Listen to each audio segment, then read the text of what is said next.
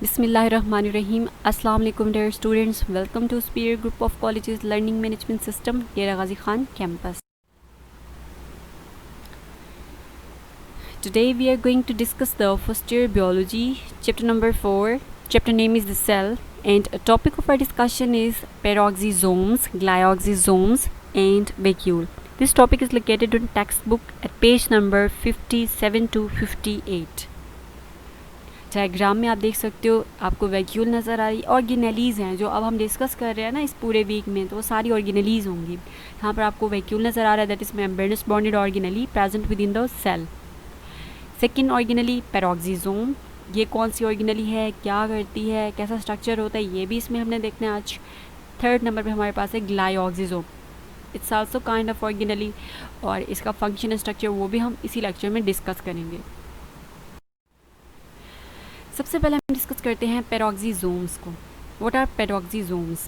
Peroxisomes को सबसे पहले एक साइंटिस्ट डिडफ ने डिस्कवर किया था, इसको आइसोलेट किया था इसको from the liver cell and other tissues. पहले उसने डिस्कवर किया था लिवर सेल, जो जिगर होता है जिसे हम कलेजी भी कहते हैं, उससे डिडफ साइंटिस्ट ने 1965 में डिस्कवर किया था। इसे हम कह सकते हैं कि आइसोलेट किया था इसको। और इसमें जो एंजाइम्स होते हैं वो ऑक्सीडेज एंजाइम्स होते हैं, पेरोक्सीडेज एंजाइम्स होते हैं, कैटालेज एंजाइम्स होते हैं, या फिर ग्लाइकोलिक एसिड ऑक्सीडेज एंजाइम्स होते हैं। ये तो इसके अंदर का मैंने बताया कि इसको डिस्कवर किसने किया और कौन सा सेल से डिस्कवर किया गया था, जिसका मैंने आपको बताया कि लिवर सेल्स है, और कुछ और भी सेल्स थे। एंड थर्ड नंबर पे इसके अंदर जो एंजाइम्स होते हैं वो कौन से बताया आपको, ऑक्सीडेजिस, पेरोक्सीडेसिस, कैटालेसिस, ग्लाइकोलिक एसिड ऑक्सीडेसिस। ये आपको पिक्चर नज़र आ रही होगी साइंटिस्ट की जिसने पेरोक्सिसोम्स को डिस्कवर किया था, डिडव की। सेकेंड नंबर पे इसका नेम पेरोक्सिसोम क्यों है? नेम इसका पेरोक्सिसोम इस वजह से है because it's involve in the formation of या फिर decomposition of hydrogen peroxide. Peroxisome इस वजह से कहते हैं बिकॉज ये जो है हाइड्रोजन पेरोक्साइड को, जो हाइड्रोजन पेरोक्साइड होता है उसको बनाता भी है, डिकम्पोज भी करता है। अब यहाँ पे आप देख रहे हो कि ये एक मेम्ब्रेनस बॉन्डेड ऑर्गेनेली है, डबल इसकी मेम्ब्रेन्स होती हैं, और इसके अंदर एक क्रिस्टलाइन कोर होता है, और इसके जो ल्यूमन होता है यहाँ पर आपको एंजाइम्स मिलते हैं। जैसा कि मैंने आपको पहले बहुत सारे एंजाइम्स के नेम बता दिए, सारे एंजाइम्स यहाँ पे मौजूद होते हैं। नेक्स्ट हम मूव करते हैं toward the structure of peroxisomes. Peroxisome का स्ट्रक्चर कैसा होता है? पहला ये कि सिंगल मेम्ब्रेनस बॉन्डेड होते हैं। Secondly characterized by containing hydrogen peroxide, reducing oxidase, catalase and many other enzymes. Third, its diameter is 0.5 microni mm. Fourth, found in protozoans. जो प्रोटोजोन्स होते हैं जिसे हम कहते हैं कि यूनिसेल्युलर एनिमल्स होते हैं, प्रोटोजोन्स में मौजूद होते हैं, यीस्ट में प्रेजेंट होते हैं, all kinds of higher plants. ये मतलब एनिमल्स एंड प्लांट्स बोथ में प्रेजेंट होते हैं। अब आप देख रहे हो इसकी डायग्राम, ये एक सेल है, सेल के अंदर आपको एक ऑर्गेनेली नज़र आ रही है ब्लू कलर की। इसका कलर इसका वेरी करता रहता है, बट यहाँ पर जो शो किया गया that is it's blue colour. अब ये क्या करता है, यहाँ पर आपको ये हाइड्रोजन पेरोक्साइड नज़र आ रहा है। हाइड्रोजन पेरोक्साइड को ये वाटर एंड ऑक्सीजन में चेंज करता है, दोबारा फिर ऑक्सीजन एंड वाटर को कंबाइन करके हाइड्रोजन पेरोक्साइड में भी चेंज करता है। इट मीन दैट फॉर्मेशन में भी इन्वॉल्व है हाइड्रोजन पेरोक्साइड की, और उसकी डिकम्पोजिशन में भी इन्वॉल्व होता है। नेक्स्ट यहाँ पर आपको नज़र आए कि अगर पेरोक्सिसोम्स मौजूद ना हों तो वो सेल्स कैंसर सेल्स में चेंज हो जाते हैं।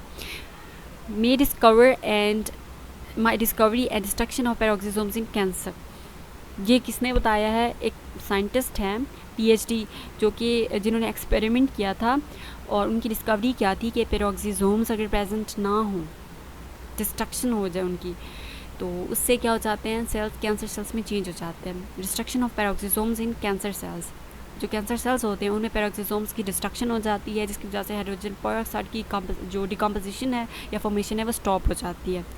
क्लियर होगी बात? सेकेंड ऑर्गेनेली जो हमने अपने लेक्चर में डिस्कस करनी है दैट इज़ ग्लायोक्सिसोम्स। पेरोक्सिसोम्स को हमने पेरोक्सिसोम्स इस वजह से कहा था बिकॉज उसके अंदर हाइड्रोजन पेरोक्साइड की डिकम्पोजिशन भी होती है और फॉर्मेशन भी होती है। और ग्लायोक्सिसोम्स को हम ग्लायोक्सिसोम इस वजह से कहते हैं because it runs the glycolate cycle within plants. ऐसे प्लांट्स जो कि सीडलिंग प्लांट्स होते हैं। Firstly I want to tell you the definition. ये क्या है? मेम्ब्रेनस बॉन्डेड ऑर्गेनेली है, plant contain an organelle which is in addition to glycolic acid oxidase and catalase also process a number of enzymes that are not found in animals. अब आपको पता है कि glycolic acid oxidase and catalase is also present in peroxisomes, but इसका एक और additional function होता है, वो ये है कि it runs the glycolate cycle within plants. क्या है ये? मेम्ब्रेनस बॉन्डेड ऑर्गेनेली है, मौजूद होती है सीडलिंग जो प्लांट्स होते हैं, मतलब जो बीज होते हैं, ऐसे बीज जो सीड्स होते हैं जिसमें फैटी एसिड्स मौजूद हो, जो तेल वाले बीज होते हैं like soybean seeds, canola seeds etcetera. जैसे मटर का बीज उसमें नहीं होते बिकॉज वहाँ पे आपको ऑयल नहीं नज़र आता मटर के बीज में. ऐसे बीज में ये मौजूद होते हैं जिनमें ऑयल होता है, फैटी एसिड्स मौजूद होते हैं. और जब ऐसे बीज की जो है सीडलिंग स्टार्ट होती है, सीड्स की सीडलिंग स्टार्ट होगी, ग्रोथ स्टार्ट होती है, तो उस दौरान ये फैटी एसिड, ये ऑयल चेंज हो जाता है इनटू कार्बोहाइड्रेट्स जो कि सडन एनर्जी प्रोवाइड करते हैं. यहाँ पे आप देख सकते हैं most abundant in plant seedling store fatty acids को किस में कन्वर्ट करते हैं? कार्बोहाइड्रेट्स में, and provide the energy to the new plant. Diagram में आप देख सकते हो ग्लाइकोसोम में सब मेम्ब्रेनस बॉन्डेड ऑर्गेनेली. और फर्दर हम बात करते हैं फंक्शंस की. Help in germination. जब कोई भी पौधा उसका जो अब सीड्स सो करते हैं तो उसी दौरान क्या होता है, उसमें से कोम्पल निकलती है जिसे हम सीडलिंग कहते हैं. जो कोम्पल का निकलना होता है वो सीडलिंग प्रोसेस कहलाता है. एट दैट टाइम उसके अंदर तो स्टोर्ड फैटी एसिड होते हैं, कार्बोहाइड्रेट नहीं होती. बट ग्लाइकोसोम्स क्या करते हैं, मेम्ब्रेनस बॉन्डेड ऑर्गेनेलीज होते हैं उस बीज के अंदर, और वो कन्वर्ट करते हैं फैटी एसिड्स को इनटू कार्बोहाइड्रेट्स, जो कि ग्लाइकोलेट साइकिल के ज़रिए ही पॉसिबल होता है. In plants play important role in catabolic and anabolic reactions.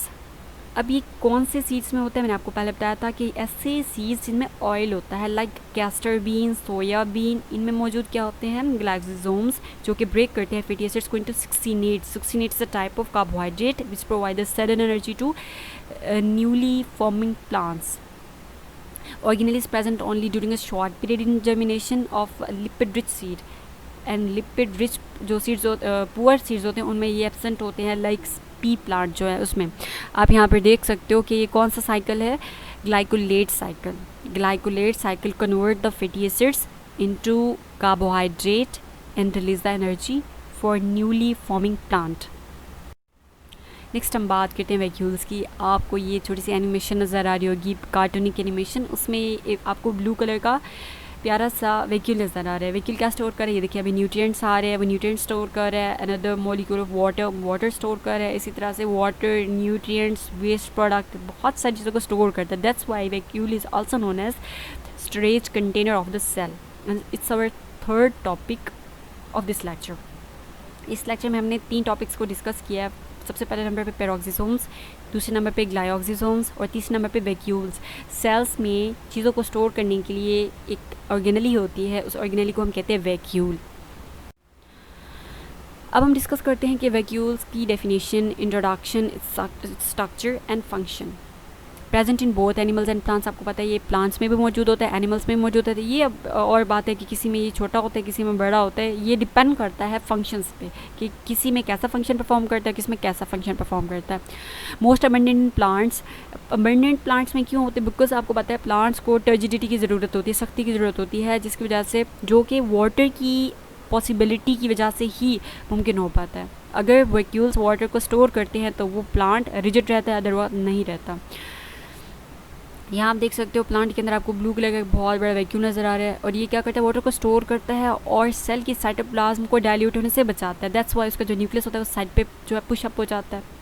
Otherwise जो बाकी एनिमल्स के साथ होते हैं उनका न्यूक्लियस सेल के मिडिल में होता है, बिकॉज उनके जो वैक्यूल्स होते हैं वो स्मॉलर होते हैं और सराउंडिंग में मौजूद होते हैं. बट प्लांट्स के वैक्यूल्स बहुत बड़ा लार्ज होता है और उसने ह्यूज अमाउंट में वाटर को स्टोर करना होता है for providing the turgidity to the plant. That's why उसका न्यूक्लियस थोड़ा सा स्लाइटली साइड पे पुशअप हुआ होता है. नेक्स्ट हम बात करते हैं स्ट्रक्चर एंड फंक्शन की. Vacuole is a membranous bonded organelle and उसकी जो मेम्ब्रेन होती है उसको टोनोप्लास्ट कहते हैं. Membrane of vacuole is known as tonoplast. Vacuole serve to expand the plant without diluting the cytoplasm. आपको ये बात पहले बता चुकी हूँ कि ये सेल के साइटोप्लाज्म को डाइल्यूट नहीं करता, वाटर को स्टोर करता है सेपरेटली.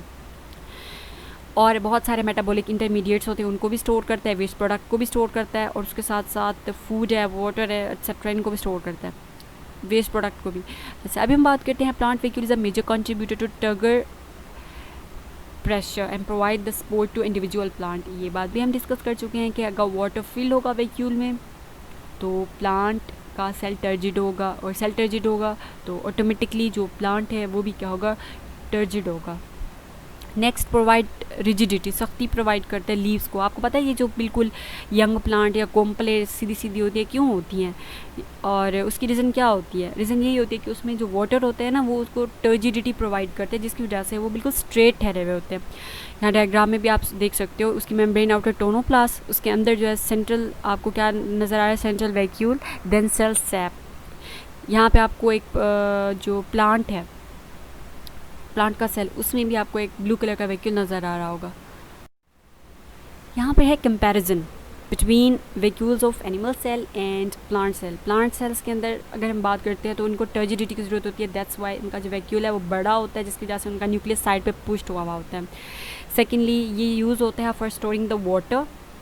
थर्ड नंबर पे ये कि ये प्लांट को टर्जिडिटी या रिजिडिटी प्रोवाइड करता है। अब हम बात करते हैं एनिमल सेल्स की, तो एनिमल सेल्स में हमें बड़ा वैक्यूल तो नहीं नज़र आता, छोटे छोटे बहुत सारे वैक्यूल होते हैं जो कि काम करते हैं स्टोरेज का, storage of nutrients, water and waste. So this is all about our lecture. Hopes तो आपको तीनों टॉपिक समझ आ गए होंगे, पेरोक्सिसोम्स भी, ग्लाइकोक्सिसोम्स भी और वैक्यूल्स भी। तो टेक केयर ऑफ़ योरसेल्फ। अल्लाह हाफिज़।